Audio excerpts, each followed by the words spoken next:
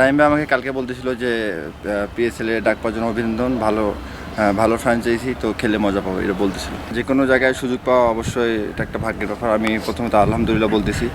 আমি বলছিলাম ভাইয়া কোনো কিছু আশা করি না, আমি আইপিএল, বিগ ব্যাশ বা পিএসএল, আমি এখন বিপিএলে আছি, বিপিএল নিয়ে ফোকাস করতেছি। যখন ওটা আসবে আমি দেখবো ইনশাল্লাহ, চেষ্টা করব। আসলে পিএসএলে খবর পাওয়ার পর আমার এজেন্ট আমাকে বলছিল আর কি যে তুমি পিএসএলে লাহোর কালান্দাসে চান্স পেয়েছো। তো এটা আমি আগে থেকেই গেস করতেছিলাম যে আমাকে নেওয়ার চান্স আছে, তো এদিক থেকে আর কি নর্মাল ছিল। আমরা তো সবসময় চাবো যে আমরা 12-15 জন সবাই বাইরের লিগগুলো খেলুক। তো আশা থাকবে সবসময় এবার যে বিপিএলে যে এরকম মানে সুন্দর যাচ্ছে, তো আশা করবো আমাদের আরও নেক্সট ইয়ার অনেক ভালো ভালো টুর্নামেন্ট খেলবে আমাদের দেশের প্লেয়াররা। যে বলার হিসেবে কখনোই স্যাটিসফাই হওয়া উচিত না, 5 উইকেট পাইলো বা 1 উইকেট পাইলো। সবসময় চেষ্টা করবো দল কীভাবে চাচ্ছে এবং দলকে যদি 1 ওভার করেও ম্যাচ বাঁচা যায়, সেটা আমার জন্য মানে ভালো, আমার মনে হয়।